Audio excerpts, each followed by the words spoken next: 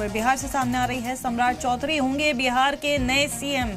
2018 में बीजेपी में हुए थे शामिल। आज शाम तक होगा ऑफिशियल ऐलान। बिहार में कल सीएम की हलफबर्दारी। नीतीश के बेटे डिप्टी सीएम हो सकते हैं निशांत कुमार। डिप्टी सीएम मुमकिन है। इस वक्त की बड़ी खबर आपको बता रहे हैं सीएम के नाम को लेकर। सम्राट चौधरी होंगे बिहार के नए सीएम। बता दें कि 2018 में शामिल हुए थे सम्राट चौधरी बीजेपी में। वहीं आज शाम तक ऑफिशियल ऐलान भी हो जाएगा। बिहार में कल नए सीएम की हलफबर्दारी होगी। नीतीश के बेटे डिप्टी सीएम हो सकते हैं। निशांत कुमार डिप्टी सीएम मुमकिन हो सकते हैं। बता दें कि बिहार में 2 दशक से नीतीश कुमार सीएम बने हुए थे। नीतीश के दिल्ली जाने के फैसले से अब बिहार में सत्ता की भागदौड़ बीजेपी के हाथों में होगी और राज्य में पहली बार बीजेपी का मुख्यमंत्री होगा। वहीं बीजेपी का सीएम बनने की चर्चाओं में सबसे ज्यादा सम्राट चौधरी का नाम सामने आ रहा है।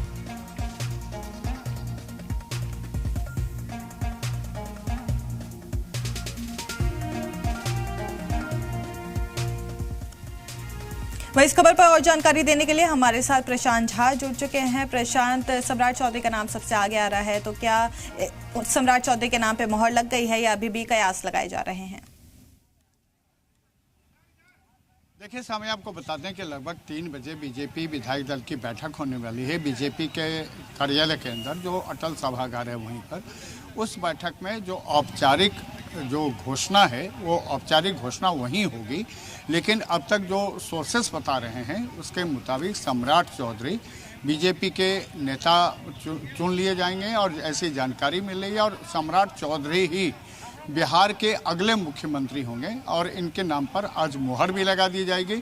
और शिवराज सिंह चौहान जो केंद्रीय पर्यवेक्षक बनकर यहाँ आए हैं वो उस नाम की घोषणा भी कर देंगे। इसके बाद आपको बता दें, इसके बाद एनडीए दल की एक बैठक है। एनडीए के जितने भी विधायक हैं उन विधायकों की एक बैठक है और ये विधायक विधानसभा के सेंट्रल हॉल में होनी है। और इस बैठक में सम्राट चौधरी के नाम पर मुख्यमंत्री के तौर पर उनका चेहरे को लेकर के मुहर लगाई जाएगी। और निशांत कुमार जो नीतीश कुमार के बेटे हैं उनका नाम भी डिप्टी सीएम के लिए उसमें ही घोषणा कर दी जाएगी। और सम्राट चौधरी और निशांत कुमार के नेता चुन लिए जाने के बाद आज एनडीए के लोग यहीं हमारे पीछे जो आप लोक भवन देख रहे हैं, लोक भवन आएंगे और यहाँ पर सरकार बनाने का दावा पेश करेंगे। आपको बता दें कि अब से थोड़ी देर बाद नीतीश कुमार लोक भवन जाएंगे और राज्यपाल सैयद अता हसनैन से मिल करके अपना इस्तीफा सौंपेंगे, क्योंकि आज जो अंतिम कैबिनेट थी बिहार सरकार की नीतीश कुमार के नेतृत्व में बैठक हुई और बैठक में एक तरह से तमाम मंत्रियों ने नीतीश कुमार को धन्यवाद ज्ञापन भी दिया। और भावुक क्षण था वो, जिसमें नीतीश कुमार के साथ सारे जो उनके मंत्री थे वो भावुक हो गए थे। और वहाँ से फिर जो बिहार के जो बड़े अधिकारी और कर्मचारी थे वो भी आज नीतीश कुमार के साथ मिले और उनसे मिलकर अपनी बात रखी उन्होंने सामने। सब लोग, बहुत भावुक क्षण था ये।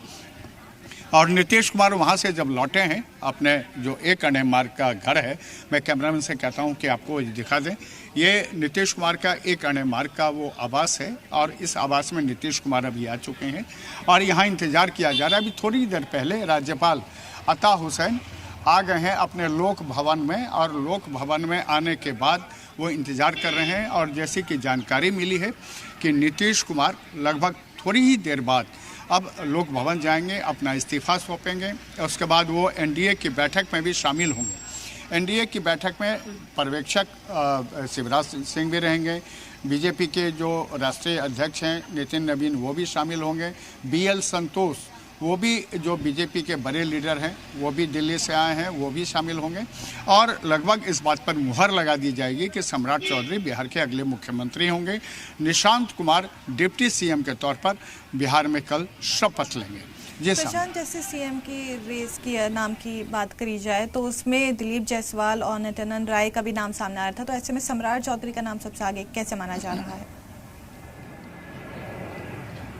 देखिए, सम्राट चौधरी पिछले बार जब सरकार बनी थी उस सरकार में भी वो डिप्टी सीएम के तौर पर थे। उसके बाद जब 2025 में विधानसभा के चुनाव हुए उसमें भी जो बीजेपी विधायक दल के वो नेता चुने गए और उसके बाद उनको डिप्टी सीएम नंबर 1 पे रखा गया। हालांकि विजय सिन्हा उप नेता बने थे इसलिए डिप्टी सीएम नंबर 2 थे वो। लेकिन इस बार भी जब पूरे नीतीश कुमार ने राज्यसभा जाने का फैसला लिया और उसके बाद जब उन्होंने इस्तीफा देने का फैसला लिया तो उसके बाद ये तय माने जाने लगा कि बीजेपी चूंकि एनडीए में सबसे बड़ी पार्टी है तो बीजेपी को यहाँ पर मुख्यमंत्री बनाने का न्योता मिलेगा। और ऐसे में बीजेपी ने यह तय किया कि सम्राट चौधरी, हालांकि कई नाम थे उसमें सम्राट चौधरी का नाम था, नित्यानंद राय का नाम था, संजय जायसवाल का नाम था, दिलीप जायसवाल का नाम था उसमें, लेकिन तमाम नाम को दरकिनार करते हुए लगभग ये मान लिया गया कि सम्राट चौधरी, चूँकि अभी नीतीश कुमार भी कई बार अपने सभाओं में और अपने कार्यक्रमों में उन्होंने उनको सम्राट चौधरी को आगे बढ़ाया और कहा कि सम्राट चौधरी ही अब बिहार को नेतृत्व देंगे और आगे काम बढ़ाएंगे।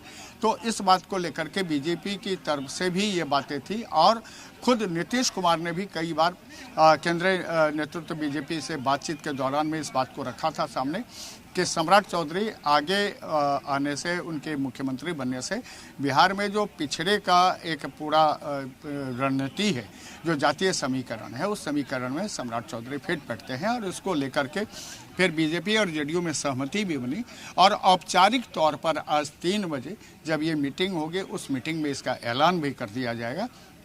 आपको बता दें कि जेडीयू की भी जो विधायक दल की बैठक है वो बैठक अभी चल रही है। उस बैठक में भी निशांत कुमार को बीजेपी का जेडीयू का नेता चुना जाने वाला है। अभी उसकी भी घोषणा हो जाएगी। हालांकि कई लोग ये कहते थे कि निशांत कुमार किसी भी सदन के सदस्य नहीं है, तो ऐसे में निशांत कुमार के शपथ लेने के 6 महीने तक में उनको किसी एक सदन का सदस्य होना पड़ेगा। ऐसे में विधान परिषद की सदस्यता उनको दी जाएगी।